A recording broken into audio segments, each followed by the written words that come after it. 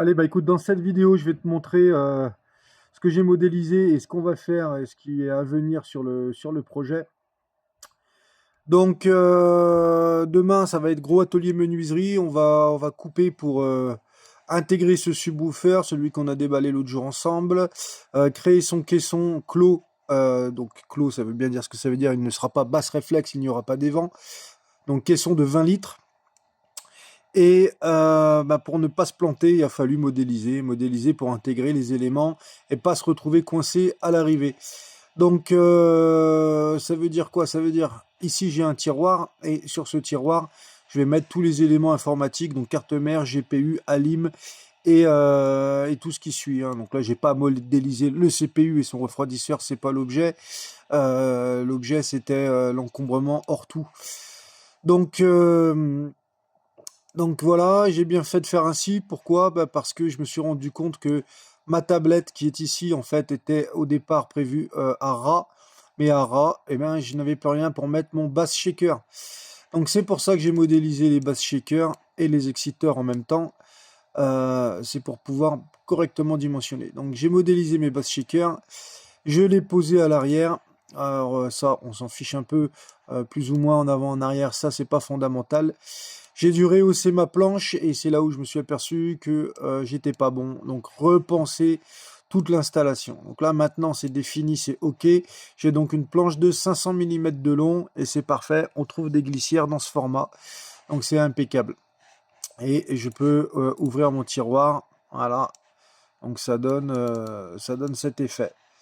Donc ça donne un accès complet tout le matériel informatique. Évidemment, il faudra prévoir le mou de câble suffisant pour qu'on puisse passer de la position 0 à la position plus 500 mm. Mais ça, bon, voilà, je le dis, mais c'est quand même comme une évidence. Il reste de la place sous la tablette pour y loger des éléments, que ce soit alimentation 24 volts, 12 volts, prise de courant, etc. On va dire précisément combien on a sous la tablette. On a 9 cm. Donc 9 cm, ça nous laisse de la place. Il ne faudra pas non plus négliger la ventilation des alims si elles sont dessous, parce que là, on est dans un endroit clos. Sinon, les alims pourront venir se loger sur le côté, superposés sur un flanc. Il restera plein de possibilités pour les alims. Pour ça, je ne m'en fais pas. Je m'en fais pour autre chose, mais pas pour ça. Donc le fait d'avoir remodélisé ma tablette, ça m'a fait décaler mon caisson, l'avancer un peu plus vers l'avant. Comme tu le vois, le sub du coup n'est pas centré parfaitement à la cabine, logique. Et on réduit l'espace à l'avant. L'espace à l'avant qui est déjà occupé par deux gros ventilos et un bass shaker. Donc je ne sais pas encore exactement comment je vais m'y prendre pour intégrer un shaker dans ces conditions. Mais mon idée, ce serait de prolonger le plateau ici pour avoir une surface et pouvoir aller intégrer mon checker à cet endroit. Sachant que, bien évidemment, les cartes Arnos vont prendre beaucoup de place sur cette tablette. Donc, il va falloir vraiment jouer au chausse-pied. Mais je ne m'en fais pas. Je sais qu'on va y arriver. On va trouver une astuce. Et tu as vu dans mes précédentes vidéos que j'ai imprimé donc ce conduit en PETG et ce conduit en PETG. Je t'avais dit à surveiller que quelque chose ne vienne pas taper dedans. Bon, si tu vois la zone rouge ici, tu as compris qu'en fait c'est l'écran qui bascule et donc tout ce qui doit être en dehors de cette limite, sans quoi on vient taper. Donc ça m'a même contraint de réduire la hauteur de cette planche. Donc il faut que je la redémonte et que je la recoupe parce que je descendais plus bas et en jouant avec le point de pivot, je n'ai pas trouvé de meilleure solution que là où il est, c'est-à-dire ici. Et pour mon tube, j'ai une idée derrière la tête. Donc j'en parle pas pour le moment, mais j'ai une idée derrière la tête.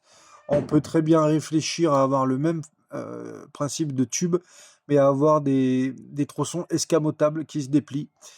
C'est à suivre, je vais travailler là-dessus après. Pour le moment, il y a d'autres urgences. Et je vais te montrer un peu le fonctionnement donc, du playfield.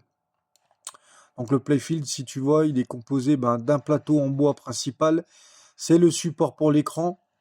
L'écran, c'est le OLED, donc le LG OLED 42 pouces modèle C5.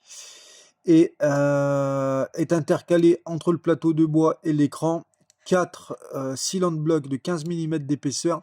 C'est des caoutchoucs, des patins en caoutchouc qui vont permettre d'absorber les vibrations. C'est toujours préférable, je pense, sachant que les OLED sont quand même des écrans fragiles. Donc ça encaissera une grande partie des vibrations et ça évitera à l'électronique d'être trop sollicitée et de risquer la casse.